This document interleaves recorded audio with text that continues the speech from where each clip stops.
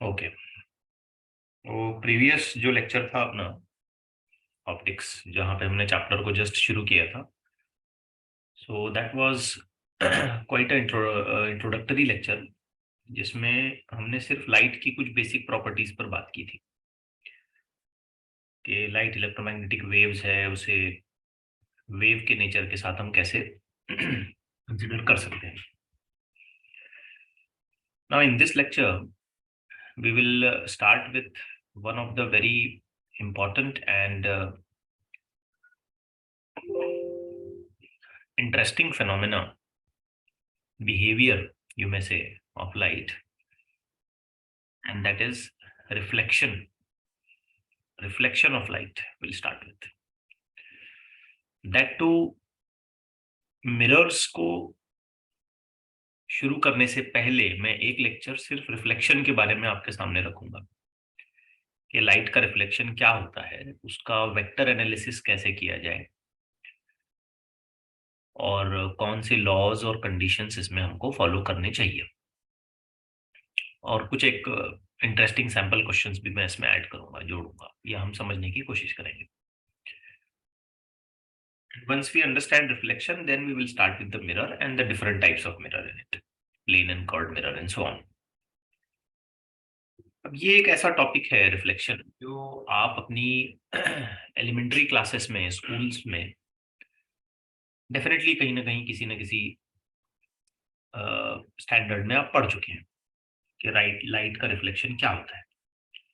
A very good example to explain the reflection of light is usually given as mirrors. तो अगर बहुत simple तरीके से हम रिफ्लेक्शन को समझना चाहते हैं तो हम ये कहेंगे कि हमारे पास एक रिफ्लेक्टिंग सरफेस चाहिए, जैसे कि कोई पॉलिश किया हुआ मेटल का सरफेस या मिरर, और इस पर अगर हम ये कहते हैं कि लाइट रे ऐसे इंसिडेंट हो रही है लाइक दिस, तो ये इस सरफेस को टकराती है, ठीक है, हिट करती है, और उसी मीडियम में दोबारा बेंड होकर के वापस चली जाती है। तो ये जो सिंपल सा फेनोमेना हम यहाँ पे ऑब्जर्व कर रहे हैं, ठीक है, that itself is called as reflection of light. एक सिंपल वे में, एक आसान सी डेफिनेशन अगर हम इसमें बनाना चाहते हैं, तो हम ऐसे कह सकते हैं कि when light rays strikes a boundary of the two media, such as air and glass, it can be air and water, it can be air and a mirror surface, it can be air and polished metal surface, polished wood surface, whatever it is, a part of light turned back, तो light का कुछ हिस्सा या light का पूरा हिस्सा जो भी है, ठीक है, फुल कंप्लीट लाइट या part of light turns back into the same medium, and this is going to be called as what? A reflection of light. Okay. अब रिफ्लेक्शन ऑफ लाइट में यूजुअली हम दो रेज को identify करते हैं। जैसे ये वाली रे जो यहाँ आ रही है, इसे हम क्या कहेंगे? Yes, incident ray. Incident ray. और ये वाली रे जो यहाँ जा रही है हम कॉल करेंगे रिफ्लेक्टेड रे। अब इसके साथ साथ हम एक और काम करते हैं, हम क्या करते हैं कि जिस सरफेस से या जिस बाउंड्री पर लाइट का रिफ्लेक्शन हो रहा है, उस पर हम एक परपेंडिकुलर ड्रॉ करते हैं, और ये जो परपेंडिकुलर हमने ड्रॉ किया ना, इसको हम कॉल करते हैं नॉर्मल। क्या बोलेंगे हम इसको? नॉर्मल। अब हमारे लिए जो भी एंगल का मेजरमेंट्स किया जाएगा, एंगल जो रेफर करेंगे हम, वो हम नॉर्मल से रेफर करें, सरफेस से कभी भी हम एंगल को रेफर नहीं करते हैं, इसे याद रखिए। जैसे कि अगर आपसे ये पूछा जाता है कि इंसिडेंट एंगल क्या है, लाइट का इंसिडेंट एंगल कितना है बताएं, तो आपको क्या करना होगा? इंसिडेंट रे और नॉर्मल के बीच में एंगल को मेजर करना होगा, और उसे आप कहेंगे एंगल ऑफ इंसिडेंस। और उसी तरीके से अगर आपसे ये पूछा जाता है कि रिफ्लेक्टेड रे का एंगल कितना है या रिफ्लेक्शन एंगल कितना है, तो आपको ये देखना होगा कि रिफ्लेक्टेड रे और नॉर्मल के बीच में कितना एंगल बन रहा है, और उसे हम कॉल करेंगे angle of reflection. Okay, So normal is going to be very important for us because all the possible angles which we are going to measure, it is going to be measured with respect to normal. Getting my point? Yes, sir. Reflection जो है ना बेटा, दो तरीके से हम लोग observe करते हैं, ठीक है। एक तो होता है अपना रेगुलर रिफ्लेक्शन, जैसे आमतौर पर होता है, ठीक है। रेगुलर रिफ्लेक्शन जैसे लाइट रेज आ रही है, रिफ्लेक्ट हो रही है, and they are just bending and moving in the same medium back, returning back, ये होता है नॉर्मल या जिसे हम कहेंगे रेगुलर रिफ्लेक्शन। बट एक और तरीके का भी रिफ्लेक्शन होता है, इसे हम कहते हैं डिफ्यूज्ड रिफ्लेक्शन। कौन सा रिफ्लेक्शन? डिफ्यूज्ड। डिफ्यूज्ड रिफ्लेक्शन में क्या होता है कि ये जो सरफेस है जिससे लाइट का रिफ्लेक्शन हो रहा है, ये प्लेन या स्मूथ नहीं रहता है, ओके, ये रफ सरफेस है। और रफ सरफेस रहने की वजह से लाइट का रिफ्लेक्शन मल्टीपल डायरेक्शंस में होता है। अलग अलग डायरेक्शंस में लाइट इधर उधर रिफ्लेक्ट करने लगती है। जैसे देखिए ये लाइट रेज जो आ रही है ना, ये सारी की सारी पैरेलल आ रही है। ये इस पर जरा ध्यान दीजिए, मैं इसको रेड कलर दे देता हूँ जो लाइट रे इंसिडेंट है। तो ये लाइट रे आ रही है, अब इसको देखिए आप, ये वाली लाइट रे भी इंसिडेंट है, इसे नोटिस करिए। ये वाली लाइट रे भी इंसिडेंट है, इसको भी नोटिस करिए। अब आफ्टर रिफ्लेक्शन जो लाइट इधर उधर जा रही है, मैं उसको ब्लू कलर दे देता हूँ, ठीक है, just to make some identifications. तो डिफ्यूज रिफ्लेक्शन में क्या होता है कि लाइट रैंडम डायरेक्शन में रिफ्लेक्शन हो जाती है, या लाइट का रिफ्लेक्शन रैंडम डायरेक्शन में होता है, जस्ट बिकॉज के नीचे का जो सरफेस है ये रफ सरफेस है। इसे हम कहते हैं डिफ्यूज्ड रिफ्लेक्शन। डिफ्यूज्ड रिफ्लेक्शन में सबसे बड़ा या मेजर जो प्रॉब्लम होता है वो इंटेंसिटी का होता है, ओके। अगर लाइट रैंडम इधर उधर इधर उधर मुड़ गई, रिफ्लेक्ट हो गई, तो उसकी इंटेंसिटी थोड़ी सी कंपैरेटिवली कहें कम हो जाती है, ठीक है। यहाँ पर कोई इंटेंसिटी का फर्क नहीं पड़ता है, जितनी लाइट आ रही है उतनी ही लाइट जा रही है। अब यहाँ पे क्या हो रहा है, जितनी लाइट आ रही है, हालांकि अमाउंट तो उतना ही रिफ्लेक्ट हो रहा है, लेकिन फैल गया ना इधर उधर, तो कंपैरेटिवली जो उसकी इंटेंसिटी है वो थोड़ी बहुत डिक्रीज हो जाती है, okay. The next point we should go through to learn reflection is its laws. Reflection के लॉज क्या क्या है? बड़े सिंपल से लॉज हैं, आई थिंक आपने 9th-10th में इसको सीखा भी होगा। जैसे कि हम अगर एक रिफ्लेक्टिंग सरफेस ले लेते हैं, ठीक, तो रिफ्लेक्टिंग सरफेस पर अगर हम लाइट को इंसिडेंट कराते हैं लाइक दिस, और हम ये क्लेम करते हैं कि after reflection light is moving in this direction and there is a normal drawn here, तो इसके तीन सिंपल से लॉज हैं। तीन लॉज अच्छे से याद रखिए। पहला लॉ ये है कि जो इंसिडेंट रे है और रिफ्लेक्टेड रे है, ये नॉर्मल के आइदर साइड पर होगी, ऑन आइदर साइड। मतलब अगर इंसिडेंट रे नॉर्मल के लेफ्ट पर है तो रिफ्लेक्टेड रे नॉर्मल के राइट साइड पर आएगी। क्लियर हुआ first law? Yes. Yes. Second, Yes, sir. The most important law, ठीक है, मैं नंबर आगे पीछे करके बोल रहा हूं, but let's continue. Second and the most important law is that कि अगर आपने एंगल ऑफ इंसिडेंस मेजर किया और आपने अगर एंगल ऑफ रिफ्लेक्शन मेजर किया with respect to normal drawn on to the particular surface, तो आपको ये देखना होगा कि एंगल ऑफ इंसिडेंस और एंगल ऑफ रिफ्लेक्शन का वैल्यू हमेशा सेम होता है। If light is coming at an angle of 45 degree, then it will be reflected at an angle of 45 degree. If light is coming at an angle of 30 degree, then it will be reflected at an angle of 30 degree. Angle of incidence and angle of reflection are always going to be same. Okay, this is very, very important law. It will help us in image formation. To understand image formation, ये law हमको बहुत help करेगा, ठीक है। तो I और R हमेशा same होते हैं। अब आपको थोड़ा कंफ्यूजन होगा, आप बोलेंगे सर आई और आर अगर हमेशा सेम होते हैं तो डिफ्यूज रिफ्लेक्शन में ऐसे कैसे हो गया, अलग अलग एंगल पे रिफ्लेक्शन कैसे हुआ? तो इसे समझने का बहुत आसान सा तरीका है। देखो, अगर मैं यहाँ पे नॉर्मल्स ड्रॉ करता हूँ, ये मैं थोड़ा मिटा देता हूँ तो आपको फौरन समझ आ जाएगा। देखिए, अगर मैं इस सरफेस पे नॉर्मल ड्रॉ करता हूँ तो हो सकता है यहाँ नॉर्मल थोड़ा सा तिरछा आए ऐसे, क्योंकि ये सरफेस ऐसे नीचे की तरफ मुड़ा हुआ है, राइट। अब यहाँ एंगल ऑफ इंसिडेंस ले लो, यहाँ एंगल ऑफ रिफ्लेक्शन ले लो, आपको सेम मिलेगा। यहाँ पे अगर मैं नॉर्मल ड्रॉ करता हूँ तो हो सकता है हल्का सा ऐसे आ जाए, यहाँ एंगल ऑफ इंसिडेंस ले लो, यहाँ एंगल ऑफ रिफ्लेक्शन ले लो, आपको सेम मिलेगा।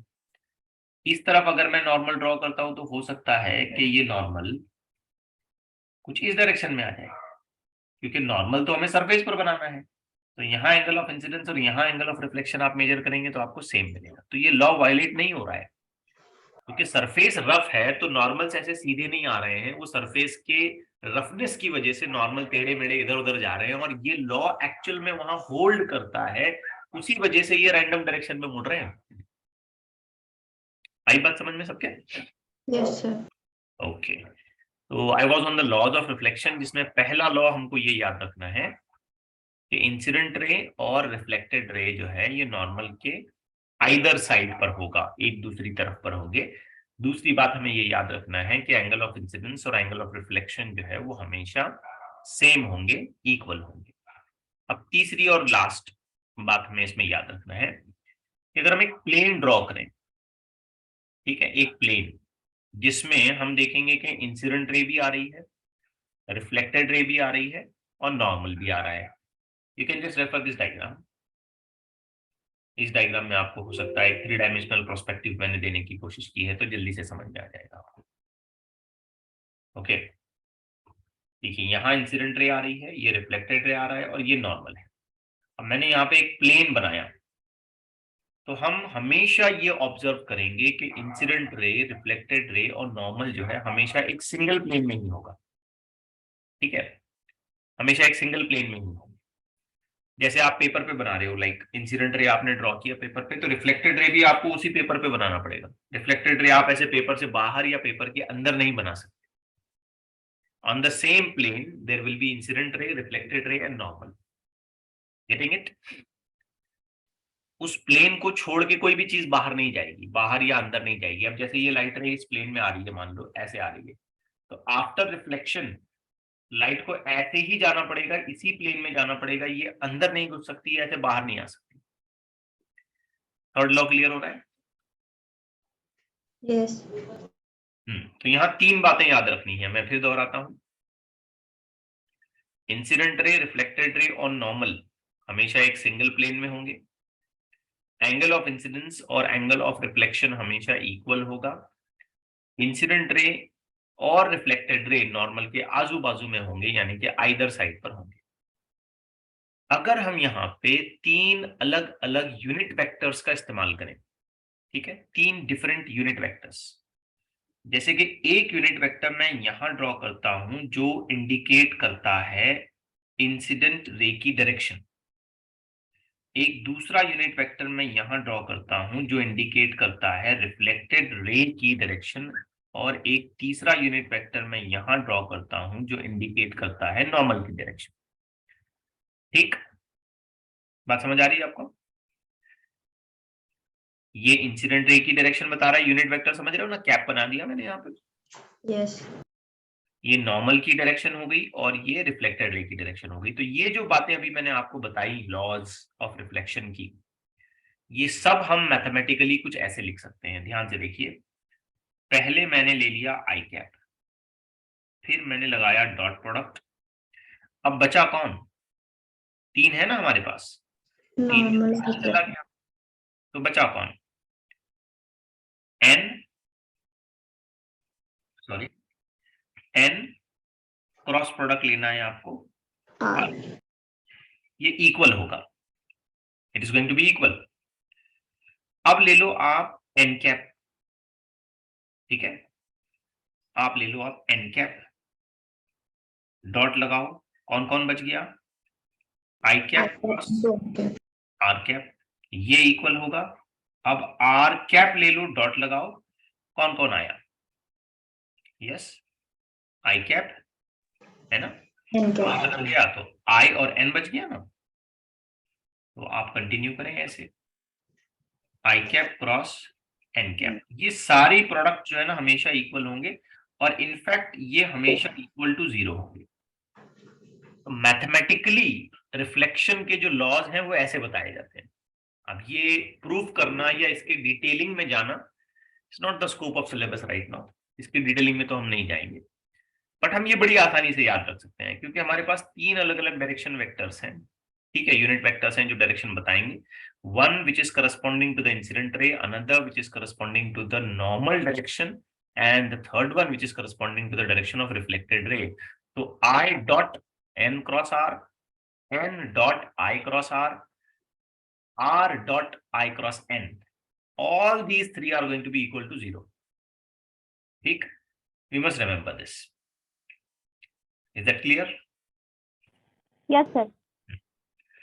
अब हम इसका एक डिटेल वेक्टर एनालिसिस भी कर सकते हैं, ठीक है, थोड़ा सा हेक्टिक रहेगा, but let's try to understand it.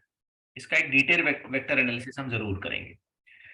जैसे इस डायग्राम को केयरफुली देखिए, I am just putting this diagram, see it very carefully. मैंने इसमें 3 नहीं 4 वेक्टर्स ले लिए।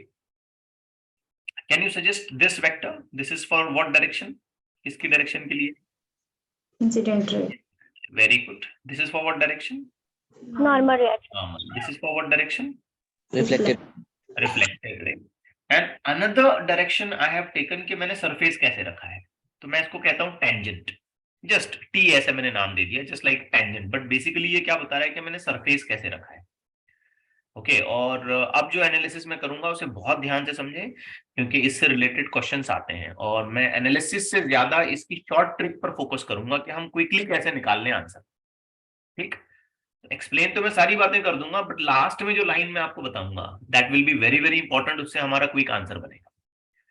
अच्छा, अब एक बात बताओ कि if I started taking the magnitude of I cap, or if I started taking the magnitude of n cap, or if I started taking the magnitude of r cap and the magnitude of t cap, इन सब का magnitude तो 1 होगा क्योंकि ये unit vectors है। Unit vector, yes. ठीक है, इधर भी थीटा इधर भी थीटा, आप कह सकते हो कि ये वाला थीटा एंगल ऑफ इंसिडेंस हो गया, ये वाला थीटा एंगल ऑफ रिफ्लेक्शन हो गया। अब बेटा जरा फोकस करना अच्छे से, ठीक है, ध्यान से समझना। सपोज मैं इस आई वेक्टर को रीड्रॉ करता हूं like this, let it be I cap, and if I start plotting its 2 components, तो एक पॉसिबिलिटी मुझे ऐसी मिलती है, एक पॉसिबिलिटी ऐसी मिलती है। ठीक, यहां पे मेरे लिए एंगल क्लेम होगा theta, if I am not wrong, आप समझ सकते हैं? Yes. उधर नहीं बेटा, एंगल इधर नहीं आएगा, एंगल नीचे आएगा, ये इधर आएगा, ठीक है ना, ये इधर देख रहा है थीटा, ये थीटा तो ये थीटा, करेक्ट है ना? Yes. ओके, अब आप मुझे बताओ कि मैं इसके कंपोनेंट्स क्या लिखूं? 1 cos theta. वेरी गुड, शाबाश, मुझे लिखना चाहिए 1 cos of theta. 1, why I have to write 1? Because I का मैग्नीट्यूड तो 1 है ना। अच्छा चलिए बताइए, ये वाला कंपोनेंट क्या लिखे हम? 1 sin theta. 1 sin theta. Very good. अब बेटा मुझे बताओ कि अगर हम इसी तरीके का कैलकुलेशन आर के लिए करते हैं तो इसमें भी हम 2 कंपोनेंट्स ऑब्जर्व कर सकते हैं, एक इधर और एक इधर। ठीक है, डेफिनेटली इस हिसाब से सोचें, एक इधर, ये वाला एंगल अगर थीटा आ रहा है तो ये वाला एंगल भी थीटा आ जाएगा इधर। तो on that way what I can write for this? 1 cos theta. Very good, and this will be 1 sin 1 theta. sin. 1 sin theta. अब जरा नोटिस करना, ये जो आई कैप है, I cap, if I want to write it in a vector notation तो मुझे इसे कैसे लिखना चाहिए? 1 cos theta, am I correct? Shall I go for 1 cos theta? Yes or no? या ऐसे 1 sin theta and this one 1 cos theta. 1 cos theta। But आप notice करो, देखो ये 1, पहले साइन लिख लेता हूं, -1 cos theta। Getting it right? क्यों लिखा मैंने माइनस, समझ रहे हो? नहीं. डायरेक्शन नीचे की तरफ है, direction. Yes. Yes, sir. Confirm ना एकदम? Yes, sir. ओके, बट क्या मैं इसी आई कैप को ऐसे लिख सकता हूं? ये जो 1 sin थीटा आ रहा है ना, ये वाला 1 sin थीटा, ये तो टी के साथ आ रहा है, तो क्या मैं इसको ऐसे लिख सकता हूं? T cap sine theta -1 minus N cap cos theta.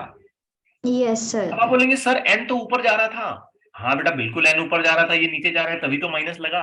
ऐसे भी एक्सप्लेन कर सकते हो इसको, या सिंपल एक्सप्लेनेशन ऐसे भी दे सकते हो कि ये निगेटिव डायरेक्शन में है इसलिए मैंने माइनस ले लिया इसका। ठीक है चलो, देखा जाए तो यहां माइनस लेने का करेक्ट रीजन ये है इस हिसाब से कि एन की डायरेक्शन ऊपर है और मैंने इसकी डायरेक्शन ले ली नीचे, इसलिए मुझे इसे माइनस लेना चाहिए। Okay with this? Yes sir. हालांकि यहां अगर आइडियली देखा जाए तो इसे प्लस करना चाहिए क्योंकि ये तो वेक्टर एडिशन बता रहा है, समझे ना? यस। वेक्टर एडिशन में तो प्लस ही करना चाहिए, लेकिन जब मैं इसे n के साथ कंपेयर करूंगा तो एक्चुअल में n वेक्टर का डायरेक्शन, n कैप का डायरेक्शन ऊपर है और मुझे जो वेक्टर चॉइस किया गया है या मैंने जो वेक्टर चॉइस किया है वो नीचे की तरफ है, इसलिए मैं यहाँ पे इस पे माइनस लगा रहा हूं। Is that very clear? ऐसा नो? यस। Yes sir. ठीक है, थोड़ा सा पेशेंस रख के सुनना, बड़ा इंटरेस्टिंग कंक्लूजन निकलेगा। अब सेम आइडिया आप मुझे बताओ आर कैप के लिए अगर मैं लिखना चाहता हूं तो शायद ऐसे लिखूंगा मैं, 1 sign theta +1 cos theta plus 1 cos theta. Plus अब ध्यान से देखो 1 साइन थीटा को तो मैं लिख सकता हूं टी कैप साइन थीटा क्योंकि उसका मैग्नीट्यूड तो 1 है, प्लस मैं यहां पे लिख सकता हूं n cos theta N cap cos theta, और प्लस ही लिखूंगा मैं क्योंकि इसका डायरेक्शन भी ऊपर है और ये एन कैप का डायरेक्शन भी ऊपर ही है। डन? Yes sir. ठीक। अब एक छोटा सा काम करो, आई और आई यू में से आर और आई को माइनस करो। ठीक है, आर और आई इसको माइनस करते हैं, यानी कि हम प्लॉट कर रहे हैं r cap minus I cap. Now start subtracting it. So that will become t cap sin theta plus n cap cos theta minus t cap sin theta and plus n cap cos theta. I hope आप समझ पाए। Yes sir. t cap sin theta plus और minus होने की वजह से cancel हो गया। आपको मिलेगा R cap minus I cap is equal to ये और ये ऐड हो गए, ये दोनों ऐड हो गए, this one and this one, so that will become 2 times of cos theta and let's apply N cap. I hope you getting it right. Yes sir. Therefore R cap is equal to I cap plus 2 cos theta N cap. ये एक reflection की equation हमको मिल जाती है। Okay, ऐसी एक equation हमको मिलती है, ये हमें सिंपली डायरेक्शन सजेस्ट करती है। ओके, जस्ट एक इंफॉर्मेशन के तौर पे आपको इसको याद रखना चाहिए कि ये हमें एक डायरेक्शन सजेस्ट करेगी। अब इसमें हम थोड़ा और एडिशन या एक और kind of evaluation put up कर सकते हैं। अगर हम आई कैप और एन कैप का वेक्टर प्रोडक्ट लें, ठीक, सॉरी डॉट प्रोडक्ट लें, तो ध्यान से देखो ये वाला था आई कैप और this is going to be N cap. ठीक, करस्पॉन्डिंग एंगल तो यहां बता रहा है थीटा, बट करेक्ट एंगल हमारा थीटा नहीं होना चाहिए यहाँ पे। ध्यान से देखो तो एक का हेड और दूसरे का टेल आ रहा है ना यहाँ पे, तो ये आई को हमको ऐसे नीचे खींचना पड़ेगा। यस। अगर हम आई को ऐसे नीचे खींचें तो इधर तो करस्पॉन्डिंग एंगल इतना हो जाएगा, which is now going to be pi minus theta, मतलब ग्रेटर देन 90 बन रहा है। तो बहरहाल अगर हम इसका एक डॉट प्रोडक्ट लें आई डॉट एन तो इसका आंसर आता है माइनस कॉस थीटा। मैं आपको बस सजेस्ट करूंगा कि आप इसे यहां याद रखिए। क्या आंसर आएगा इसका? Minus cos theta. Minus cos theta इसलिए आएगा माइनस कॉस थीटा कि यहां करस्पॉन्डिंग एंगल जो है ये ग्रेटर देन 90 बन रहा है। It's just p dot q which is nothing but equal to pq cos theta, जिसमें p और q का मैग्नीट्यूड अगर वेक्टर यूनिट वेक्टर के हिसाब से सोचा जाए तो 1 और 1 है ना, तो ये 1 1 cos थीटा होना चाहिए एक्चुअली देखा जाए तो। आ रही बात समझ में? 1 1 cos थीटा, तो 1 1 का तो कोई मतलब नहीं रहा। और माइनस क्यों आया? क्योंकि ये वेक्टर आगे खींचना पड़ेगा हमको एंगल करेक्ट करने के लिए, तो ये एंगल यहाँ पे हमारा हो जाएगा ग्रेटर देन 90, ग्रेटर देन 90 के हिसाब से यहाँ पे माइनस बनाना पड़ेगा। तो एक सब्स्टिट्यूशन हमें बस यहाँ पे याद रखना है कि आई डॉट एन अगर मैं करता हूं तो उसका आंसर क्या आएगा? Minus cos theta. Minus cos theta, मतलब ये कि यहाँ का कॉस थीटा अगर मैं हटाना चाहता हूं, if I want to replace that particular cos theta factor, तो मुझे क्या लिखना चाहिए? I cap dot N cap. अब सोच समझ के बताना कि यहाँ की वेक्टर इक्वेशन क्या बन गई। R cap is equal to I cap minus 2 I into n. I cap dot N cap again N cap. तो ये है इसका वेक्टर एनालिसिस। ओके, अब आप थोड़ा चौंक रहे होंगे, यार रिफ्लेक्शन में ये सब क्या सुनने को मिल रहा है? हमने तो बस रिफ्लेक्शन मतलब लाइट किसी सरफेस से टकरा के वापस आती है। हाँ बिल्कुल सही बात है, थोड़ा बहुत एनालिसिस हमको यहाँ पे समझना चाहिए। अब ये जो भी मैं आपको बता रहा था ना, इसका एक शॉर्टकट, एक सिंपलेस्ट अंडरस्टैंडिंग मैं आपके सामने रखता हूँ, एकदम सिंपल अंडरस्टैंडिंग, बहुत ध्यान से सुनना। रेडी हैं सब लोग? ठीक, Yes. Yes. ध्यान से सुनना। मान लेते हैं कि ये अपना रिफ्लेक्टिंग सरफेस है, ठीक। मान लेते हैं कि लाइट ऐसे आती है और रिफ्लेक्ट करके ऐसे चली जाती है, ठीक। यहां पर हमारा एक इंसिडेंट डायरेक्शन बनता है और यहां पर हमारे लिए एक रिफ्लेक्टेड डायरेक्शन बनता है। एक काम करें, आप इसको रिजॉल्व करें और इसको भी रिजॉल्व करें। रिजॉल्व किया जा सकता है, समझ आई ना बात? अगर मैं यहाँ नॉर्मल बना दूं तो angle of incidence, angle of reflection, अगर मैं थीटा थीटा मान लूं तो मैं रिजॉल्व कर सकता हूं। Yes, yes sir. Yes, sir. तो इसका रेजोल्यूशन हो गया। अब बाद में बेटा इसका भी रेजोल्यूशन करो, तो अगर मैं इसका रेजोल्यूशन करूंगा तो इधर आ जाएगा, ठीक। एक कंपोनेंट इधर आएगा और एक दूसरा कंपोनेंट इधर आएगा।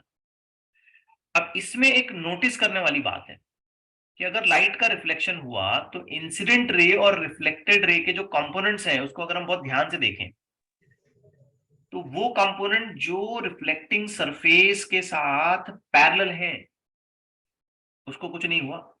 Yes. देखो बेटा ध्यान से देखो, उसको कुछ नहीं हुआ, समझ रहे हो ना? लेकिन वो कंपोनेंट जो रिफ्लेक्टिंग सरफेस पर परपेंडिकुलर है यानी कि नॉर्मल के साथ है, ऐसे समझिए कि रिफ्लेक्टिंग सरफेस पर परपेंडिकुलर कंपोनेंट है यानी कि किसके साथ है? Normal. Parallel to normal. Normal के साथ है। वो पलट गए, वो पलट गए, पहले नीचे था अब कैसा? ऊपर. ऊपर। अब जरा ध्यान से सोचो, इसी एग्जांपल में अगर मैं इंसिडेंट रे के लिए एक इक्वेशन लिखता हूं, I1 is equal to as a vector एक इक्वेशन लिखता हूं, तो ध्यान से देखना ये इक्वेशन मुझे कुछ ऐसी लिखनी पड़ेगी, x I cap minus Y J cap. सही है? एक्स आई कैप माइनस, सही है ना? Yes, sir. Y J, why have written minus here, नीचे जाना. नीचे जा रहा है। अब सोचो कि अगर मैं इसका रिफ्लेक्टेड इक्वेशन लिखना चाहता हूं, रिफ्लेक्टेड इक्वेशन, तो एक्स आई कैप को कुछ भी नहीं हुआ, एक्स आई कैप को कुछ नहीं हुआ, यस एक्स आई कैप जैसा था वैसा ही रहा। Plus yj. But what happens to the y cap? That becomes reversed Plus yj. yj cap. तो एक की यानी कि गोल्डन रूल आपको याद रखना है, इंसिडेंट और रिफ्लेक्टेड रे की अगर हमसे इक्वेशन पूछी जाती है, वेक्टर इक्वेशन पूछी जाती है, तो हमें एक फंडामेंटल बात याद रखना है कि नॉर्मल के साथ जो कंपोनेंट है, नॉर्मल के साथ जो कंपोनेंट है वो पलटेगा, बाकी सब जैसा वैसा रहेगा। कुछ समझ आ रही है बात? Yes sir. Yes, sir. कौन सा कंपोनेंट पलटेगा? नॉर्मल के साथ। के जो साथ नॉर्मल के साथ है, और जो बाकी के कंपोनेंट हैं वो कैसे रहेंगे? सेम। Same. जैसे थे वैसे, उनमें कोई चेंज करने की जरूरत नहीं है। अब पूरा दिमाग चलाइए, आप पूरा अच्छे से दिमाग चलाइए, ठीक है? इस बात को अच्छे से नोट करिए, कौन सा कंपोनेंट पलटेगा? Normal. नॉर्मल के साथ वाला कंपोनेंट पलटेगा, ठीक है? नॉर्मल के साथ वाला कंपोनेंट पलटेगा। आई बात समझ में? बाकी जैसा था वैसे रहेगा, मतलब हमको किसी भी एंगल से ये समझने की कोशिश करना है कि नॉर्मल किधर है, और इक्वेशन को इस हिसाब से लिखना है कि नॉर्मल के साथ जो भी कंपोनेंट है उसे पलटा दो। अब यहां इस एग्जांपल में मैंने 3 रेज बताई हैं।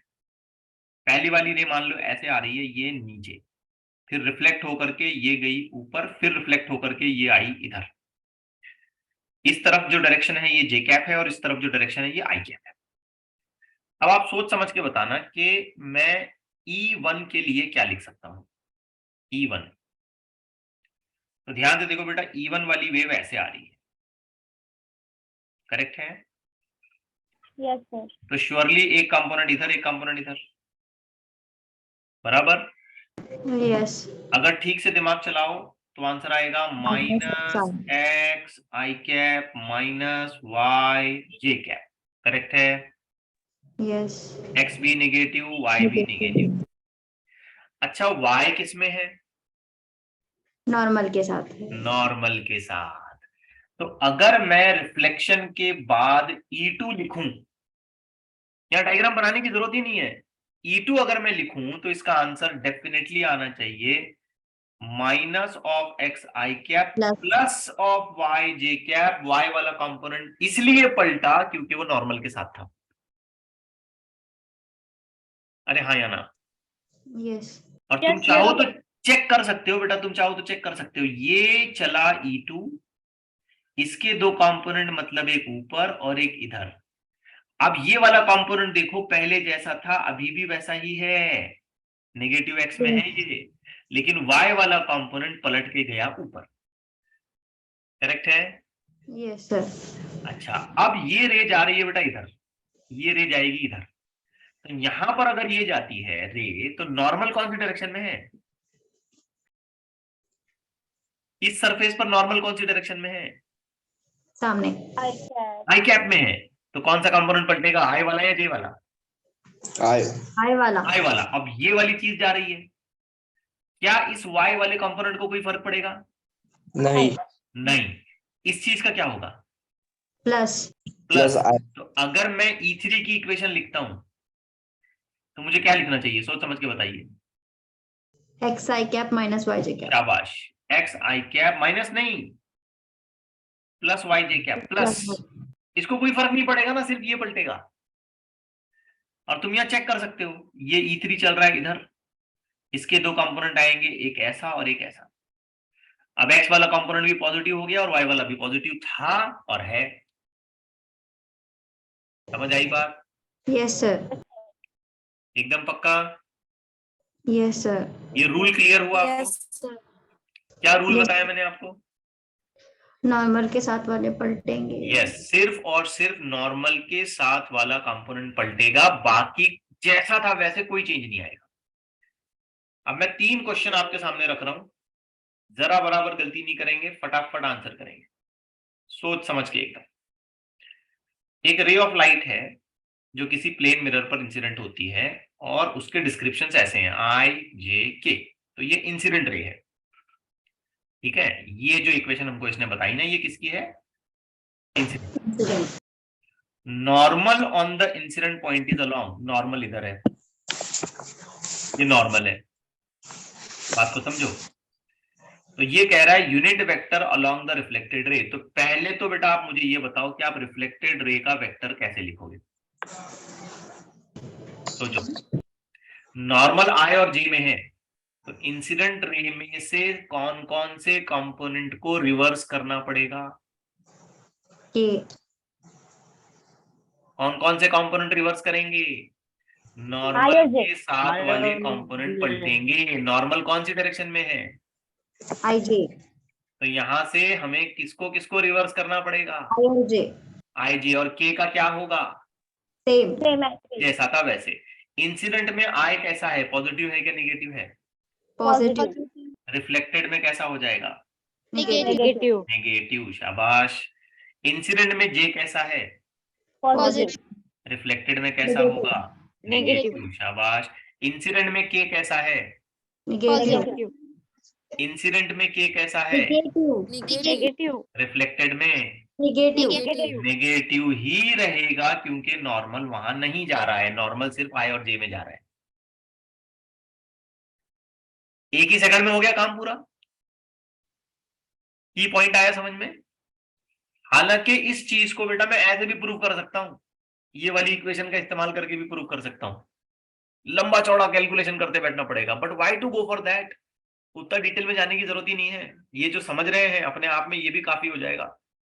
फंडामेंटल बात याद रखना है। क्या याद रखना है? कौन सा कंपोनेंट पलटेगा? नॉर्मल के साथ वाला। वही कंपोनेंट इंसिडेंट का पलटेगा जो नॉर्मल के साथ है। पहले नॉर्मल कहाँ है पहचानो, और उसके बाद उन्हीं कंपोनेंट्स को उल्टा करके लिखो, रिवर्स करके लिखो। यानी कि पॉजिटिव है तो नेगेटिव करके लिखो, और नेगेटिव है तो पॉजिटिव करके लिखो, जो नॉर्मल के साथ है। बाकी सब जैसा था वैसे मेंटेन करो। अब इसने क्वेश्चन ये नहीं पूछा कि रिफ्लेक्टेड रे का डायरेक्शन क्या है, उसका वेक्टर क्या है, उसने पूछा यूनिट वेक्टर क्या है। तो how do I right the unit vector? Unit vector कैसे लिखूं? Vector upon its magnitude. Correct है? Yes minus I cap minus J cap minus के कैप। अच्छे बच्चे जल्दी समझ जाएंगे। √3 यस कैसे आया √3? Under root 1 square minus 1 square under root में 1 का स्क्वायर प्लस 1 का स्क्वायर प्लस 1 का square. You got your answer done? Yes sir. ठीक है। अच्छा अब चलो इसको थोड़ा सा टफ करता हूँ। थोड़ा सा टफ किया, अलग अलग बुक से लिए मैंने क्वेश्चन ये। प्रैक्टिस के लिए हम कहीं से भी ले सकते हैं। मल्टीपल आइडियाज हैं, सारी एक जगह इकट्ठा करके आपके सामने लाई गई।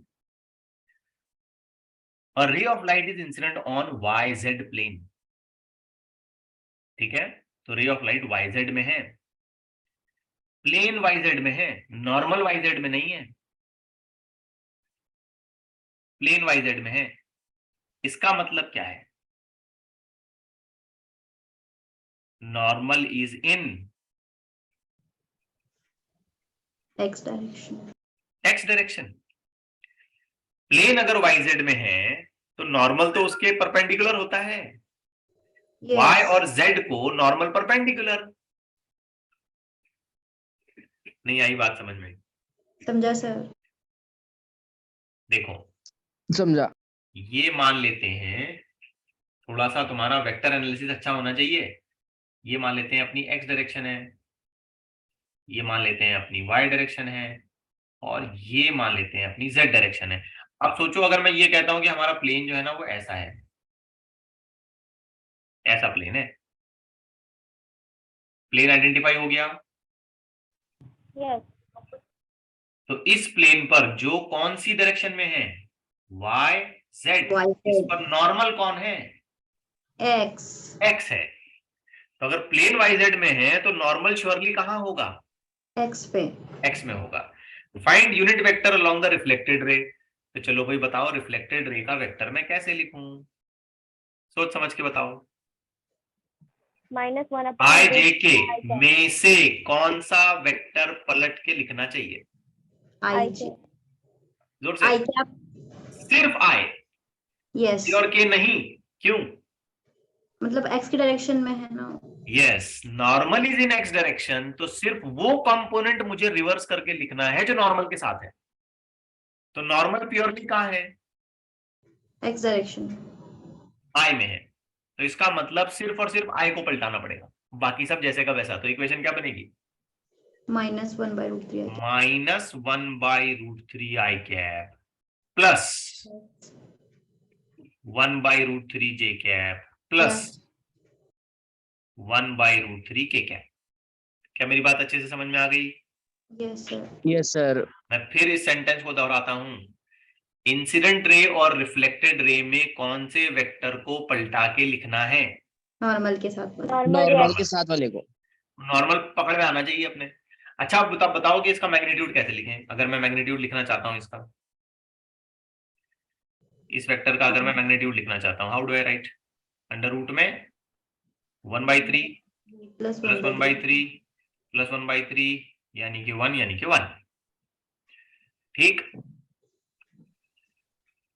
करेक्ट है ना? Yes, sir. अरे Sir. भाई इसका मैग्नीट्यूड 1/√3 स्क्वायर करोगे, Yes, इसका sir. मैग्नीट्यूड 1/√3 स्क्वायर करोगे, इसका मैग्नीट्यूड 1/√3 स्क्वायर करोगे, ऐड करोगे तो 1 आएगा। अब यूनिट वेक्टर लिखना है तो लिखना पड़ेगा vector upon its magnitude.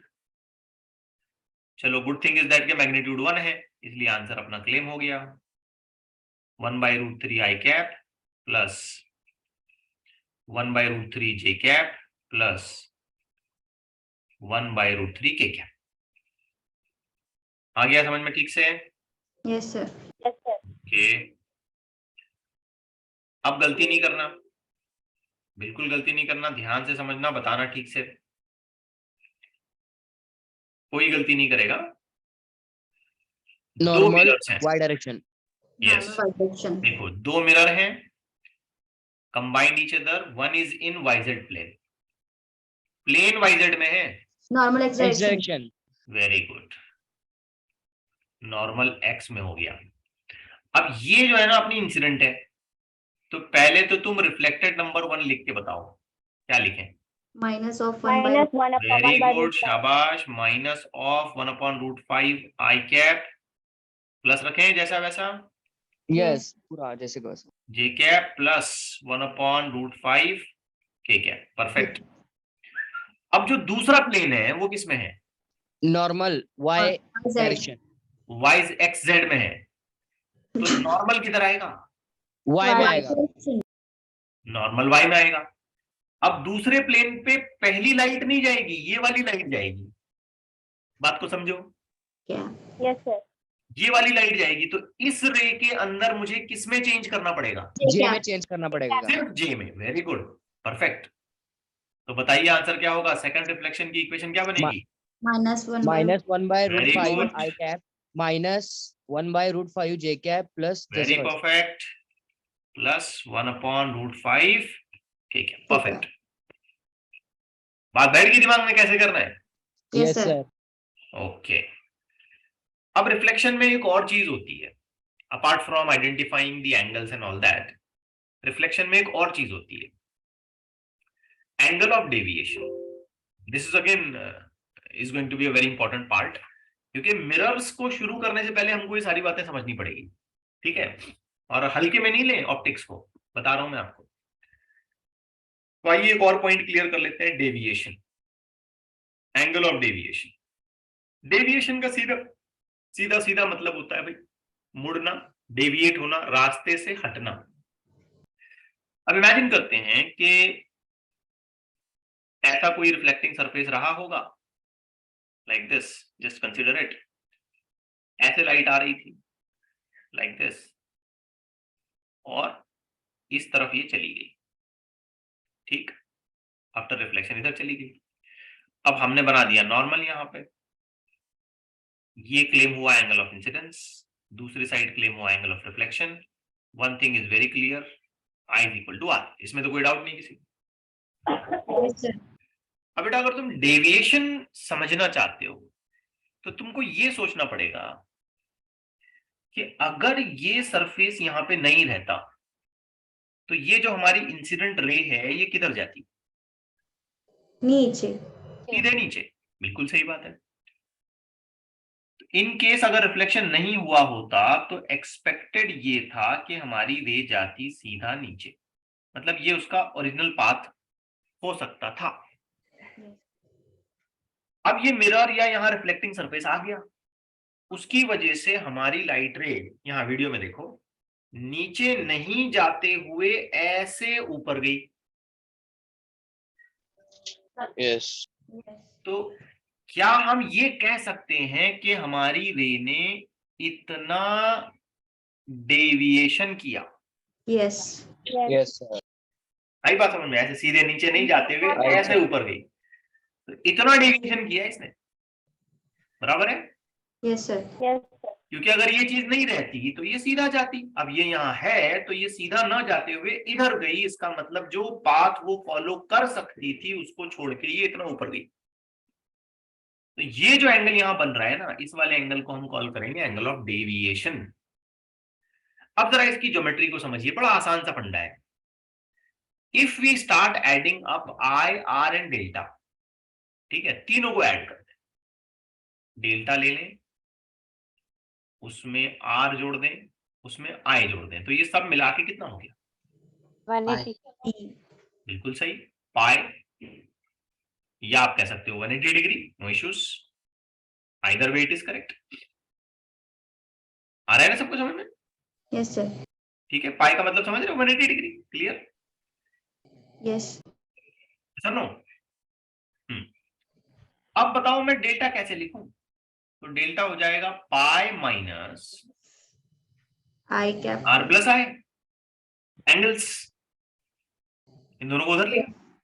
Yes sir. But rule तो कहता है भाई I is equal to R, तो इसका सीधा सा मतलब क्या निकला?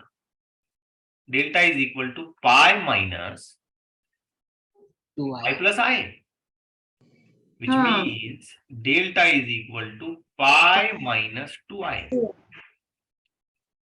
या अगर जरूरत पड़ी तो हम ऐसे भी कह सकते हैं delta is equal to pi minus 2r, because I and R R equal. तो ये हो गया डेविएशन। अब इसी चीज को बेटा तुम ऐसे लिख लो, कोई प्रॉब्लम नहीं है, delta is equal to 180 minus 2i, या delta is equal to 180 minus 2r, दोनों तरीके से सही। फंडा क्लियर हुआ डेविएशन का? Yes sir. लेकिन इसमें दो कॉम्प्लिकेशंस हैं, दो सिंपल कॉम्प्लिकेशंस सिंपल तो नहीं वर्ड इस्तेमाल करना चाहिए मुझे, बट दो कॉम्प्लिकेशंस हैं। पहला कॉम्प्लिकेशन ये है कि अगर हमने नॉर्मल इंसिडेंस कराया सीधा सीधा, अब ये जरा समझने वाली बात है, मतलब ये सरफेस था हमारा ऐसे, और हमने लाइट रे को भेजा बिल्कुल सीधा, बिल्कुल सीधा, वर्टिकल, बिल्कुल नॉर्मल टू द सरफेस। ऐसे में रिफ्लेक्शन कैसा होगा? परपेंडिकुलर। जैसा आए वैसा वापस गए, जैसा आए वैसा वापस गए। तो इस सिचुएशन में अगर तुम ठीक से समझो तो एंगल आई 0 है। Yes. यस। क्यों 0 है बताओ? जैसा है वैसा वापस। जैसा है वापस आए वैसा इसलिए नहीं है, आई मेजर किससे होता है? नॉर्मल से। नॉर्मल से। हाँ, और तुम्हारी लाइट रे किसके साथ आ रही है? नॉर्मल सा। नॉर्मल के साथ, तो एंगल ही नहीं बना। यस। तो एंगल ऑफ इंसिडेंस कितना हो गया? 0। अगर एंगल ऑफ इंसिडेंस 0 हुआ तो इसका सीधा मतलब एंगल ऑफ रिफ्लेक्शन कितना हुआ? 0। इसका सीधा मतलब हो गया deviation is equal to 180 degree, 180। या हम कह सकते हैं deviation is equal to pi radian, क्योंकि आई और आर दोनों 0 हो गए। तो नॉर्मल इंसिडेंस में मैक्सिमम डेविएशन हमको मिलेगा and that will be equal to 180। अब सेकंड कॉम्प्लिकेशन क्या है देखो इसकी, इसको कहते हैं ग्रेजिंग इंसिडेंस। कौन सा incidence? Grazing incidence. Grazing incidence का क्या मतलब होता है कि ये जो हमारा सरफेस है, ठीक, ये सरफेस है, ये सरफेस पे बना हुआ है नॉर्मल, ठीक।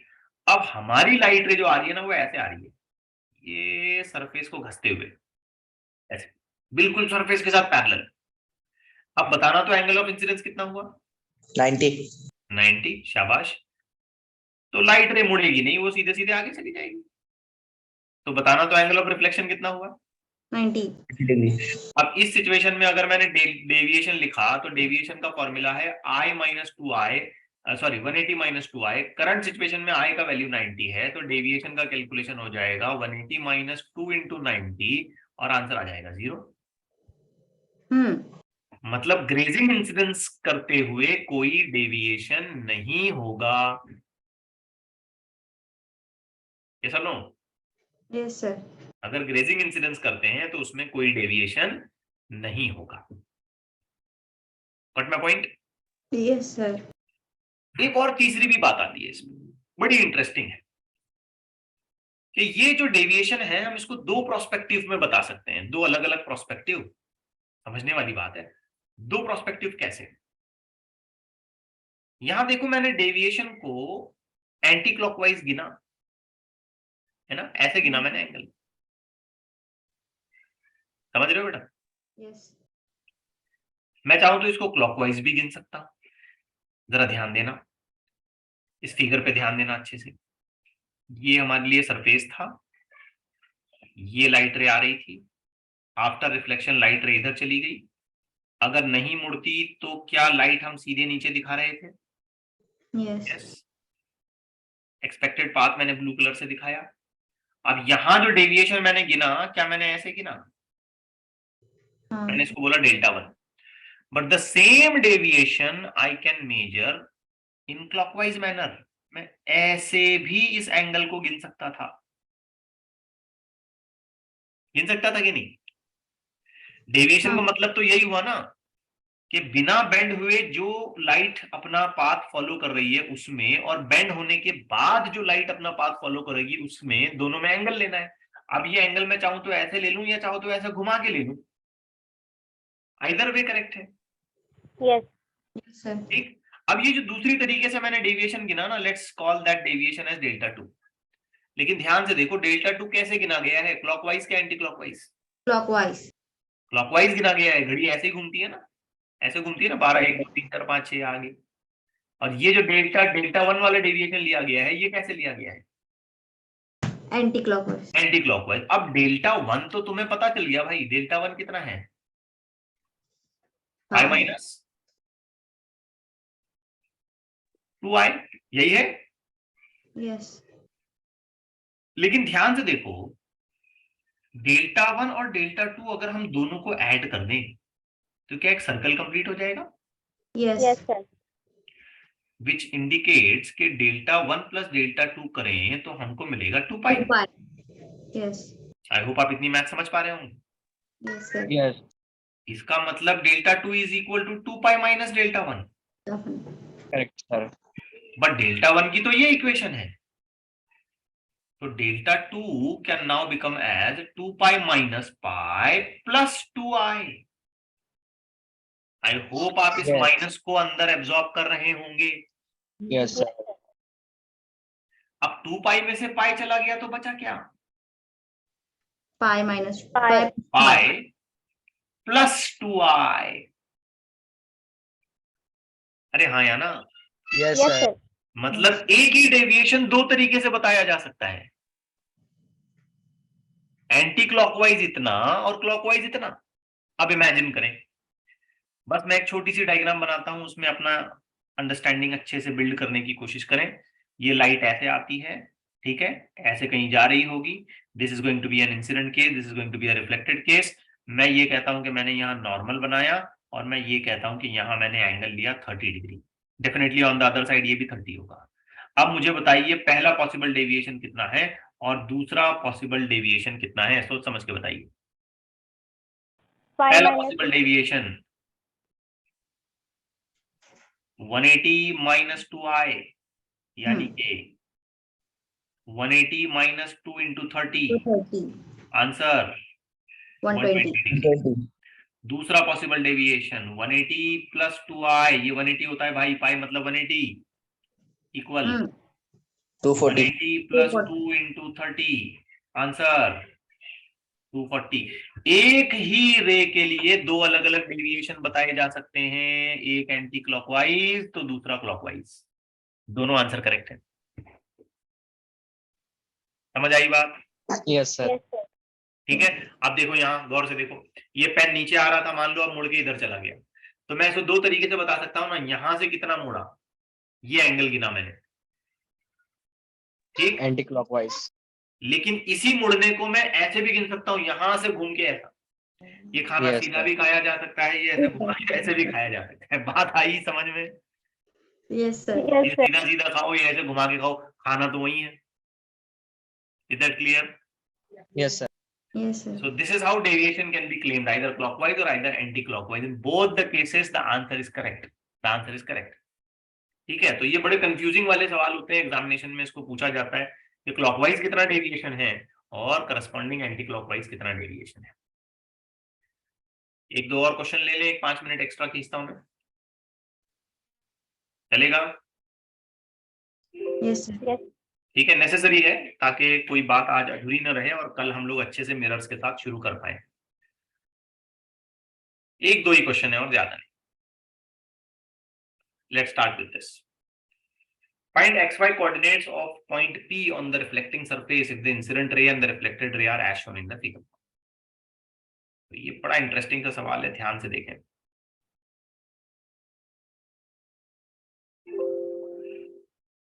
बिल्कुल बेसिक प्रिंसिपल्स अगर आपको रिफ्लेक्शन के आते हैं तो ये क्वेश्चन चुटकियों में सॉल्व हो जाएगा, कोई खास बात नहीं। ऐसे इंसिडेंट लाइट रे आ रही है, ये पूरा रिफ्लेक्टिंग सरफेस है, मान लो ये कोई मेटल का बॉल वगैरह कुछ है, इस पर लाइट इंसिडेंट हो गई और ये रिफ्लेक्ट होकर ऊपर चली गई। अब ये पूछ रहा है कि पी किधर लोकेट करता है, पी की किधर जगह क्या है, पी के कोऑर्डिनेट्स क्या है अगर लाइट रे ऐसे परपेंडिकुलर जाती है। बड़ा सिंपल सा अप्रोच है, बहुत केयरफुली नोटिस करें। इस पर एक परपेंडिकुलर बना दो ऐसे, क्योंकि ये स्फेरिकल सरफेस है तो ये परपेंडिकुलर आगे नॉर्मल का ही रोल ले लेगा, बराबर। Yes, sir. और स्फेरिकल सरफेस रहने का सीधा मतलब है कि ये परपेंडिकुलर सीधा सेंटर पे जाके मिलेगा, बराबर। ये भी अरे हाँ या ना, स्फेरिकल सरफेस पर अगर परपेंडिकुलर बनाया जाता है तो वो जाके सेंटर को टच करता है, रेडियस। बेसिक ज्योमेट्री, ज्योमेट्री अच्छी होनी चाहिए तब ऑप्टिक्स अच्छे से आएगा। Tell me what is this angle? I 45. 45। 5 very yes. Good. मैं नाम नहीं पूछ रहा था उसका, तुम आए बता रहे थे। If this is 45 then tell me what is this? 45 It has to be 45. If this is 45, what has to be this? 45 45। सही है। अब ये अपना पॉइंट P है, इसके कोऑर्डिनेट में ऐसे और ऐसे करके बना देता हूं, काम खत्म। बता दो sin 45 क्या लिखूं? अगर ये चीज मैंने मान ली, ये चीज मैंने मान ली कि रेडियस r है, तो बताओ sin 45 क्या लिखूं? 1/√2. इसको मैं y नाम दे देता हूं, y by r। हाँ y is equal to r sin 45, y is equal to r/√2। हाँ थोड़ा दिमाग चलाओ भाई। Yes, sir. Tell me Yes, what sir. should I write cos 45? R by Y इसको x नाम दे देता हूं, sorry ये इधर क्या लिखें? X by R X by R. R is equal x क्या हो गया? to r/√2. cos 35 r by √2। अब जो पॉइंट P अपना बना हुआ है, इसके x और y वैल्यूज मिल गए, तो बताओ पॉइंट P के कोऑर्डिनेट क्या हुए? r/√2 r/√2. by √2 very good, r/√2 r/√2। खेल खत्म। आया नहीं आया समझ में? yes sir नहीं आया शायद, समझा सर? अच्छे से। Yes yes. इस पे दिमाग चलाओ, गलती मत करना, बिल्कुल गलती नहीं करना। सीधा बाइसेक्टर बनाओ, bisector bisector bisector bisector, surface को परपेंडिकुलर और जाके टच करेगा सेंटर पे। कितना हुआ angle? y is equal to r/2. 30. Angle बोलो भाई पहले, कितना हुआ एंगल? 30. 30। एक इधर, एक इधर, ये P के कोऑर्डिनेट है, ये y, ये x, ये r। सही है? yes sir Yes, sir. y is equal to sin r/2. 30 क्या लिखें? X by Y by R y by r, तो y क्या हो गया? R sin 30 क्या हो गया? R by r/2. √3r/2। हाँ √4 by 2 बताओ cos 30 क्या लिखें? X by R ठीक है, तो x क्या हो गया? अरे यहाँ sin 30 half ना sir. Yes half, r/2। यहाँ cos 30, बताओ x क्या हो गया? √3r/2. 3 by 2 √3r/2। अब सोच समझ के बताओगे भाई हमारे P पॉइंट के क्या कोऑर्डिनेट्स होंगे? √3 by 2 r/2. नहीं नहीं, थोड़ा सा ध्यान दो, माइनस √3r/2 r/2। माइनस क्यों लिया? negative X coordinate ये नेगेटिव x कोऑर्डिनेट है, y तो ऊपर है। Yes yes. पिछले न्यूमेरिकल में भी थोड़ा सा करेक्शन करना पड़ेगा। इसके कोऑर्डिनेट क्या आएंगे? minus R by 2 minus R by -r/√2 and then r/√2। तो इसमें कोई खास बात नहीं है, ठीक है, बट इसमें टफ क्वेश्चन आ सकता है, जैसे ये वाला। इसको थोड़ा सा टफ बनाया जा सकता है। अब ध्यान से देखना, अच्छे से समझने की कोशिश करना। One last question for today.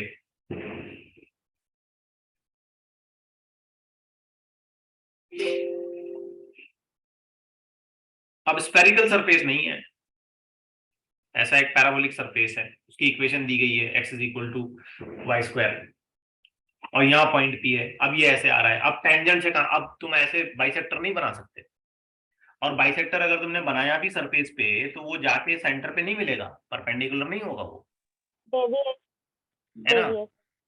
चलो भाई, यहाँ पे मैंने ऐसे बराबर सरफेस पे परपेंडिकुलर निकाल दिया, ये नॉर्मल हो गया तुम्हारा बराबर। चलो अब करोगे क्या, लेकिन अटक गई ना बात। तो एक छोटी सी टेक्निक अडॉप्ट करना, या क्या करना, जहां पॉइंट पी टच कर रहा है ना वहां पे टेंजेंट बना देना। क्या बना देना? टेंजेंट। टेंजेंट। इतना तो बोल सकते हो, ये एंगल कितना है? 30, 45, 45, 45। ये वाला एंगल, 45, ये भी 45, कंफर्म 45 है बेटा, डरने की जरूरत नहीं है। और ये भी 45, 45, मतलब यहाँ अंदर कितना? 45. अब बताओ कि इस पॉइंट पे जो मैंने टेंजेंट बनाया, यानी कि ये ग्रीन लाइन, इसका स्लोप क्या है? 1, वेरी गुड, tan 45। क्योंकि 1. जितना एंगल बनेगा उतना ही स्लोप आएगा ना, tan। Yes, Yes, sir. sir. अब टेक्निक को समझो, ये जो इक्वेशन दी गई है इसको यूज करते हैं। क्या इक्वेशन है अपने पास? x is equal to y square. चल भाई, इसको डिफरेंशिएट कर, क्या करो, उसको डिफरेंशिएट करने लग जाओ। dx बाई dy, 2y, ठीक है, dy square divided by dy, differentiation with respect to y। तो dx बाई dy क्या हो गया? 2y। सही है।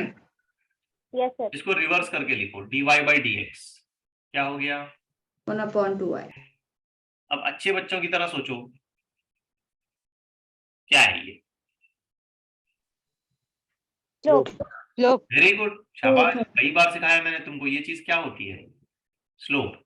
मतलब गिवन इक्वेशन के हिसाब से स्लोप क्या होना चाहिए? 1/2y. 1/2y। बट एक्चुअल में स्लोप कितना है? tan 45। 1. 1. नहीं, फिलहाल तो मैं लिख देता हूँ tan 45 is equal to 2y। इसका मतलब 1 इज इक्वल टू 2y।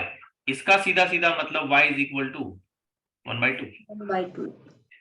और बेटा अगर y इज इक्वल टू 1/2 है तो x is equal to y का स्क्वायर है ना। yes sir, अगर x is equal to y का स्क्वायर है तो हम यहाँ पुटअप करेंगे y एज 1/2 का स्क्वायर, यानी कि आंसर मिल जाएगा 1/4। अब बताओ पॉइंट P के करस्पॉन्डिंग कोऑर्डिनेट्स क्या होंगे?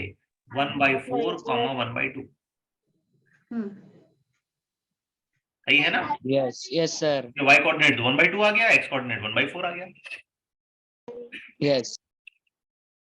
बराबर है? ठीक है, बराबर है. ओके। अब एक क्वेश्चन सॉल्व करना होमवर्क में, same problem but solve the above problem with the deviation of the incident rays of 120 degree. मतलब ये लाइट रे 120 डिग्री से मुड़ जाती है, अभी तो ये 90 से मुड़ी है, अगर ये 120 से डेविएट होती है तो क्या होगा? इसको सॉल्व करना है, इसके सॉल्यूशन मुझे व्हाट्सएप करना, ठीक है। इसी तरीके से करना है, एग्जैक्टली सेम। टेंजेंट बनाना है, डेविएशन दिखाना है, एंगल ढूंढना है, स्लोप के बाद कैलकुलेशन। कर पाओगे? Yes sir. तुमको क्या लगा, रिफ्लेक्शन मतलब 9th-10th में पढ़े थे वैसे रह गए ना? Yes, sir. इसके आगे कंटिन्यू करते हैं कल की क्लास में। Yes, sir.